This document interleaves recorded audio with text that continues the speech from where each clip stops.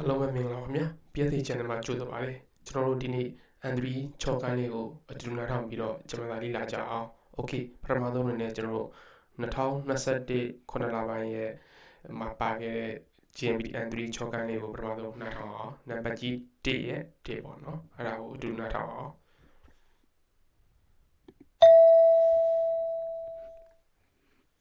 1番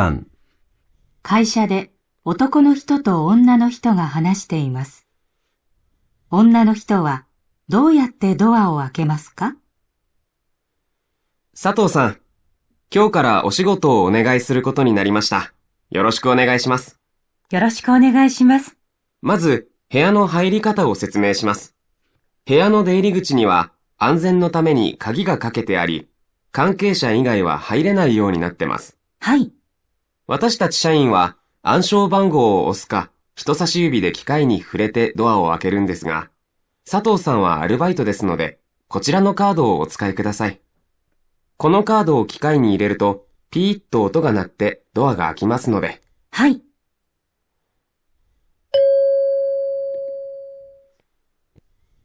女の人はどうやってドアを開けますか？ Okay မိကွန်းကတော့女の人はどうやって開けますかပေါ့မင်္ဂလိကတကားကိုဘလို့ဖွင့်ပါလဲ Okay ဒီမှာသူအဖြေလေးကိုပေးထားတယ်အဖြေလေးကိုလည်းကျွန်တော်တစ်ခုရွေးရမယ်နံပါတ်1ဆိုရင် shiny 開けてもらうတဲ့နံပါတ်2မှာဆိုရင် answer ဘန်ကိုအုပ်စုတဲ့နောက်ပြီးတော့နံပါတ်3မှာဆိုရင် hito sashi bi တဲ့ခိကန်ကိုဖူရဲလို့တဲ့နောက်ပြီးတော့ခတ်တော့ခိကန်နေဤရဲလို့တဲ့ဒါဆိုရင်ဒီနေ့ကကျွန်တော်ဖြေကိုရွေးရမယ်အဖြေကကျွန်တော်ဆိုရင်နံပါတ်4ကိုရွေးမယ် Okay နံပါတ်4မှန်ပါတယ်ဘာကြောင့်နံပါတ်4မှန်လဲဆိုတော့ကျွန်တော်ဒီမှာတွားကြည့်အောင်ဆိုတော့ဒီနားလေးမှာပဲအဖြေနောက်ဆုံးပိုင်းမှာပဲပေါ့နော်ဘာလဲဆိုတော့ဒီမှာ佐藤さんはアルバイトですので、このカードをお使いくださいねと。佐藤さんはアルバイトを一番のとまピロで理解をどんびゅばれ。このカードを機械に入れると、ピッという音が鳴ってドアが開きますので、理解をで、さこてされまてらうしにね、ピースをたみビロだがポイントはめれるよね。とみこねまそれだわの。တကယ်လို့ရှာရင်းနီးဒီမှာသူပေးထားရှာရင်းနီးအာကတဲ့မူလာဦးဆိုတာဝန်ထမ်းကိုဖြည့်ခိုင်းမယ်ဖွင့်ခိုင်းမယ်တဲ့နံပါတ်1မှာဆိုလို့ရှိရင် answer ဘန်ကိုအုပ်စု answer ဘန်ကိုအုပ်စုဆိုတာကျွန်တော် password နံပါတ်နှိပ်မယ်တဲ့ password နံပါတ်နှိပ်တာကျွန်တော်ဒီမှာရှာရင်းဖြစ်နေမယ်私たちは社員は暗証番号を押すかကျွန်တော်တို့ကဝန်ထမ်းတွေကတဲ့ password ကိုနှိပ်မလားဒါမို့ hito sashi yubi တဲ့ခိကန်ကိုဖူရဲလို့တဲ့ကျွန်တော်တို့ဗါတဲ့ဆက်မှာ password ထဲမှာထည့်ပြီးတော့တကားကိုဖွင့်မယ်ပေါ့နော်သူတို့ဝန်ထမ်းတွေကဒါဆိုရင်ကျွန်တော်တို့ answer bank ကိုအိုးစုလည်းမဟုတ်ဘူး hito sashi ပြီးတဲ့ခိကန်ကိုဖူရဲလို့လည်းမဟုတ်ဘူးနံပါတ်နောက်ဆုံးနံပါတ်ခါတော့ခိကန်นี่ဤရဲလို့ပေါ့ပြင်မှာ okay ဒါနံပါတ်ကြီး1ရဲ့1ပေါ့နော် okay နောက်နံပါတ်2ကိုသွားအောင်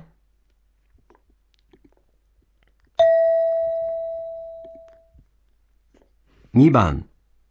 女の子とお父さんが台所で話しています。女の子は何を買いますか？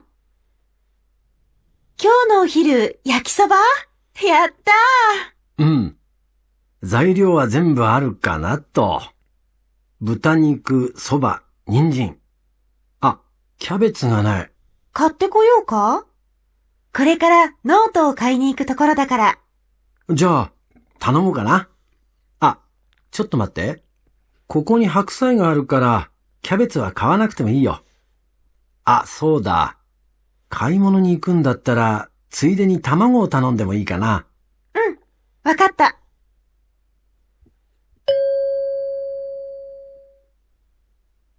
女の子は何を買いますか？ Okay 女の子は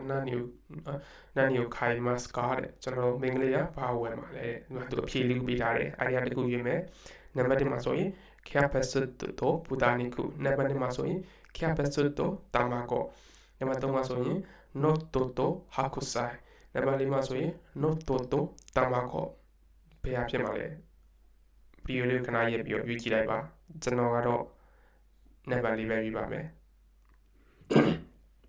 နံပါတ်4ပါမှန်ပါတယ်ဘာကြောင့်နံပါတ်4မှန်တာလဲဆိုတော့ဒီမှာကြည့်အောင်ပထမ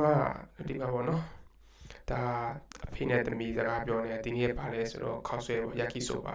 ခောက်ဆွဲကြော်ပေါ့နောက်ပြီးတော့ပြီးတော့ဒီမှာပြောတယ်ပေါ့နော်ဒီနေ့နဲ့ဆိုင်လောကစံပူအရုကနာတော့ကသူဆိုင်လောကအလုံးရှိလာတယ်ဘူတာနီကူဆိုပါနင်းချင်းခက်ပဲစကနိုင်တယ်ဗျာခက်ပဲမော်လာတော့မရှိဘူးလို့ပြောတယ်အဲ့ဒါမှမင်္ဂလေးကခိုင်းမလို့စုခါရတယ်ခတ်တဲ့ကိုဝယ်ပေးရမှာအဲ့နို့တော့ခိုင်းနေခုတော့ခလို့တခါတာသူနို့ဘတ်တော်ဝယ်မလို့ပေါ့နော်ကြားတယ်တနမှုကနာတယ်သူကယောက်ျားလေးကပြောတယ်ကျွန်တော်တောင်းဆိုရမှာလားပေါ့ဝယ်လိုက်ကောင်းမလားပေါ့နော်အဲ့လိုမျိုးပြောတဲ့ပေါ့ချော့တော်မှတဲ့ပေါ့